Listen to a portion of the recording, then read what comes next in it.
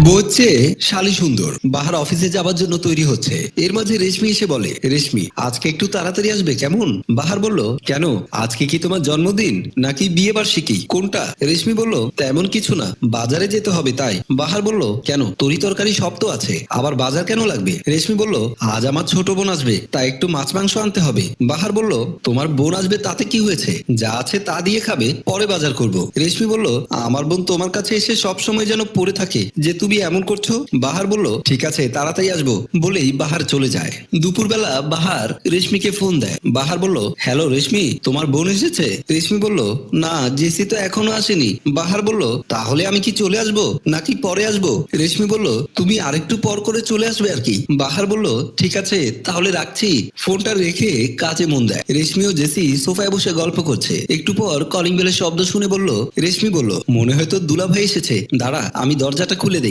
JC বলল, না পা, আমি দরজা খুলে দেই, আমি দরজা খুলে দুলাভাইকে চমকে দেব। রেশমি বলল, ঠিক আছে যা তাহলে। জেসি দরজা খুলে বাহারকে জড়িয়ে ধরে বলল। জেসি বলল, এই আমি আপনার ছোট গিন্নি। বাহার বলল, তুমি আমার শালিকা, তুমি তো অনেক বড় হয়ে গেছো। জেসি বলল, দুলাভাই সারা জীবন কি ছোট থেকে যাব নাকি? দুলাভাই তুমি আপুর পাশে বসো, আমি তোমার জন্য চা করে নিয়ে আসি। বাহার বলল, এখন থেকে আর তোমার আপুর পাশে বসবো না, তোমার পাশে বসবো। জেসি বলল, ঠিক আছে তাই বসবে।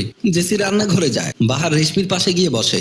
বাহার বলল, তোমার বোন তো কথাবার্তাও বড় হয়ে গেছে। রেশমি বলল, সেজন্যই তো বলছি মাছ মাংস কিছু নেই ফ্রিজে। বাহার বলল, চা আনুক, চাটা খেয়ে বাজারে যাব। এরই মধ্যে জেসি চা নিয়ে এসে বলল, এই গরম চা, এই চা গরম, এই নিন আপনার গরম গরম চা। বাহার বলল, আমার যে গরম গরম চা লাগে তোমার মনে আছে? রেশমি বলল, চাটা শেষ করে তাড়াতাড়ি বাজারে যাও। জেসি বলল, এত তারা কিসের, আগে আমার সাথে আড্ডা দিই, তারপর না হয়ে বাজারে যাবে। রেশমি বলল, তোদের সাথে বকবক করলে হবে না, ওদিকে আমার অনেক কাজ বাকি। রেশমি চলে গেল।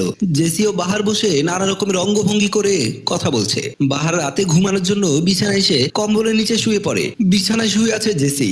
বাহার রেশমি মনে করে ধরতে দেখে জেসি। জেসি বাহারকে টান দিয়ে বুকে নিয়ে বাহার নিজেকে অনেকভাবে ছাড়ানোর চেষ্টা করে। বাসার সব কাজ শেষে বিছানায় এসে দেখে জেসি বাহারকে জড়িয়ে ধরে ঘুমাচ্ছে। রেশমি রেগে গিয়ে বাহারকে বিছানা থেকে টেনে তুলে থাপ্পড় দিয়ে বলল। রেশমি বলল, তোমার চরিত্র এত খারাপ, তুমি আমার ছোট বোনকে জড়িয়ে ধরে ঘুমাচ্ছ কেন? বাহার বলল, আমি মনে করেছি তুমি, কিন্তু। রেশমি বলল, তুমি কি আমাকে আর আমার বোনকে চিনতে পারছো না? তুমি মাতাল হয়েছো। বাহার বলল, তুমি বলছো না কেন, আমি তোমার সাথে কি কিছু করেছি কিনা? জেসি বলল, আপা আপা, দুলাভাইয়ের কোনো দোষ নেই, আমি হয়তো ঘুমের ঘরে জড়িয়ে ধরেছি। রেশমি বলল, তুই আমার বিছানায় শুতে আসলি কেন? তোকে না বলেছি পাশের রুমে থাকতে। জেসি বলল, আপা ও রুমে তো ল্যাপটপ নেই। রেশমি বলল, যা রুমে যা। জেসি রুমে চলে যায়। বাহার বলল, তোমার বোনের সামনে আমাকে অপমান করলে? রেশমি বলল, তুমি ওকে দেখেছো, তুলে দাওনি কেন?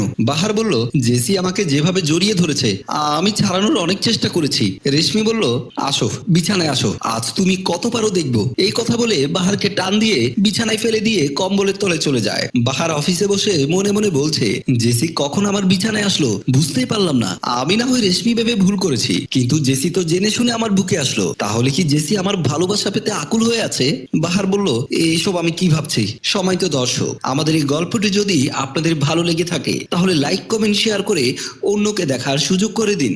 ধন্যবাদ। গল্পটি রচনা ও পরিচালনায় আয়ুব মাহমুদ টেম্পু, প্রযোজনায় FA নয়ন চৌধুরী।